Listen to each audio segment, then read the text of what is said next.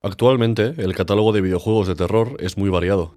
Los fans del género tienen infinitas opciones diferentes entre las que elegir. Producciones AAA, juegos independientes o creados por un solo desarrollador, sagas asentadas, lanzamientos discretos que se convierten en una grata sorpresa, y miles de juegos gratuitos que se pueden descargar de plataformas como itch.io o GameJolt.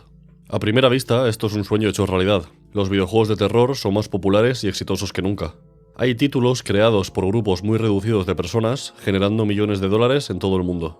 Algunos han triunfado tanto que incluso podemos encontrar juguetes sin licencia de sus personajes vendiéndose en los bazares de nuestro barrio, algo que aún no acabo de entender del todo. Entonces, ¿dónde está el pero? ¿Por qué he dicho a primera vista y no simplemente que esto es un sueño hecho realidad? A la gente le encanta quejarse. Yo mismo me quejo más de lo que me gustaría, pero no puedo evitarlo. Es una forma gratuita e inofensiva de desahogarse, y creo que sirve para mantener un espíritu crítico y no conformarnos con lo que tenemos.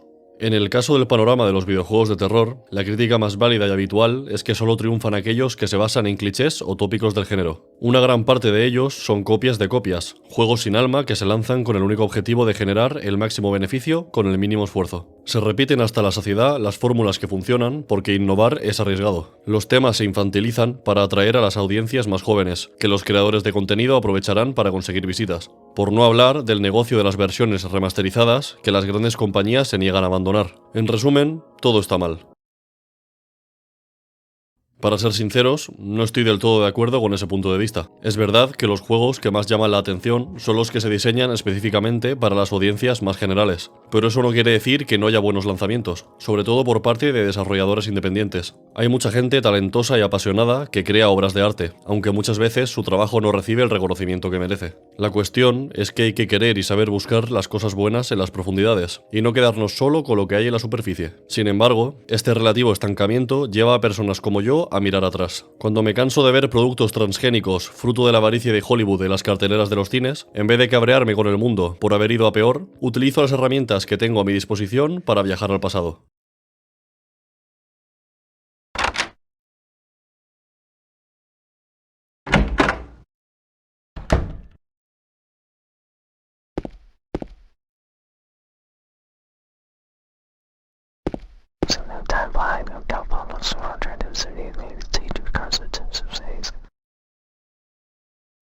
Volver a tiempos más simples despeja la mente. Y no solo eso, sino que también te ayuda a valorar más el cine de ahora, que no es tan malo como parece. Sucede lo mismo con los videojuegos.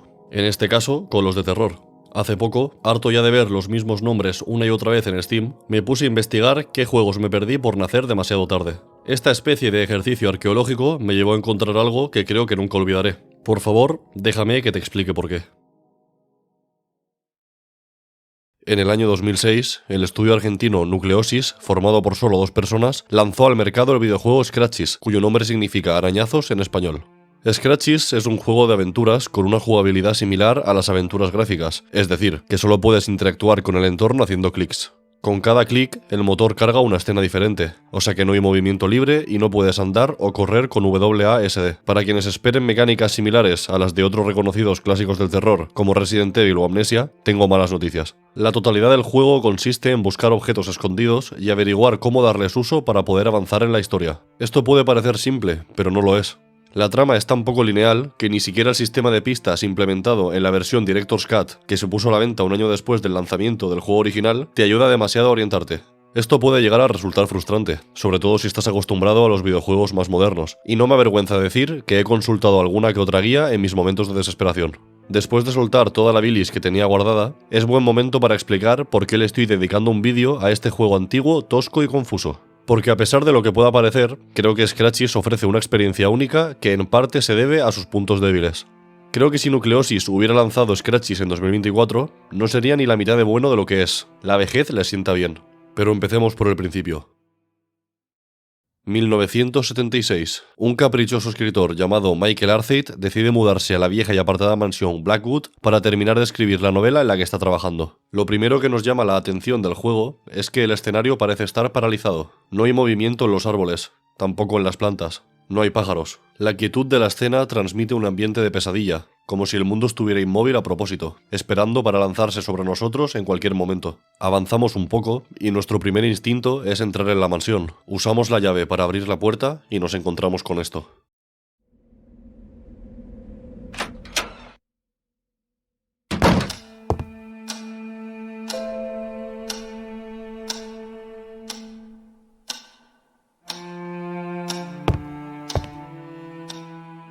Nada raro, ¿verdad? Pues sí, no hay nada raro. La mayor parte del juego se desarrolla en el interior de una mansión en la que casi siempre hay luz y no ocurren cosas paranormales. La mansión no está encantada, al menos no de la manera que estamos acostumbrados. Es solamente una mansión abandonada con una historia tétrica detrás. Entonces, ¿dónde está el miedo aquí? ¿Qué es lo que me ha impresionado tanto? La diferencia entre jugar a un juego de terror en las condiciones adecuadas, con la luz apagada, a solas y de noche, y ver un análisis en YouTube es enorme. Por eso, voy a intentar explicar qué es lo que yo sentí y pensé cuando jugué Scratchys por primera vez. Entras en una mansión abandonada de la cual no sabes nada. Te ves obligado a explorar sus habitaciones en busca de algo que hacer, porque el objetivo del juego aún no está claro. La jugabilidad no te permite moverte con rapidez, así que te desplazas lentamente por la mansión en absoluto silencio. De vez en cuando, este silencio es reemplazado por una banda sonora muy buena, de la que hablaremos más tarde en profundidad. Y en algún momento, tu intuición te dice qué es lo que tienes que hacer. El punto fuerte de Scratchys es que, en su mayor parte, es una experiencia bastante realista. La jugabilidad hace que a veces se me olvide que estoy jugando a un videojuego. La lentitud y el desconocimiento me hacen sentirme indefenso. Giro cada esquina con un miedo irracional. Abro cada puerta sin tener ni idea de lo que me espera al otro lado. Y sé que si encuentro algo peligroso, no podré huir. Toda esta argumentación que acabo de hacer la resume muy bien el texto que aparece cuando haces clic en uno de los árboles de la finca. Un árbol gris y desnudo se erguía sobre un pequeño montículo, con sus finas ramas agitándose suavemente en el viento. De repente, comencé a sentirme muy solo. La sensación de soledad que transmite este juego es increíble. La cinemática inicial comienza con un viaje en coche hacia las profundidades del bosque, lo que nos indica que estamos bastante lejos de la civilización. Las únicas interacciones que tenemos con otras personas son a través de un teléfono. Si alguien tuviera que venir a ayudarnos, tendríamos que esperar sentados. Esta sensación de soledad es lo que me pone los pelos de punta. Los fantasmas dan miedo, pero estar solo en una mansión abandonada no es mucho mejor. En esta completa soledad, la propia mansión se convierte en un elemento casi antagónico. Es ella la que nos observa continuamente y la que disfruta cuando nos perdemos en sus pasillos. Por cierto, se me había olvidado decir que la instalación eléctrica no funciona y que nuestro coche se ha quedado sin batería porque dejamos las luces encendidas al llegar. Esto no sería tan preocupante si no fuera porque durante la primera noche que pasamos durmiendo en la mansión, nos despierta el ruido de lo que parecen ser arañazos que vienen del sótano.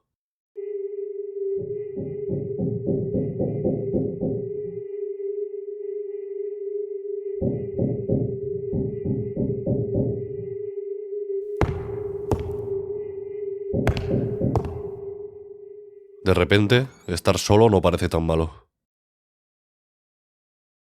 Antes he mencionado que la banda sonora de Scratchys es muy buena, y creo que eso es quedarse corto. Tiene una gran variedad de canciones que encajan a la perfección con las distintas partes del juego. Además, el diseño sonoro y la calidad de los efectos de sonido no dan pie a ninguna queja. Esto es sorprendente teniendo en cuenta que Scratchys fue desarrollado por un estudio de 2 personas. Conozco juegos con presupuestos millonarios cuya banda sonora es ridícula en comparación a esta. El trabajo que hizo el artista Cellar of Rats, que estaba a cargo de la banda sonora de Scratchys, es maravilloso. Scratchys no siempre da miedo. Tiene momentos tranquilos en los que disfrutas explorando la casa, leyendo los textos que encuentras desperdigados por todos lados e intentando averiguar qué hacer a continuación. Sin embargo, cuando Scratchys da miedo, da mucho miedo. El juego tiene un par de sustos tradicionales, pero no son demasiado buenos. A mí, lo que me hizo pasar miedo de verdad fueron otras cosas más sencillas e inofensivas. Recuerdo un momento concreto en el que resolví un puzzle y encontré una llave. Probé a utilizarla con todas las puertas cerradas de la casa, hasta que una de ellas se abrió. Casualmente, fue la del sótano. Como hasta el momento no había tenido una experiencia demasiado desagradable con el juego, no dudé ni un segundo en abrir la puerta y bajar al sótano. Tenía curiosidad por saber qué era lo que había allí. Tardé unos pocos segundos en arrepentirme.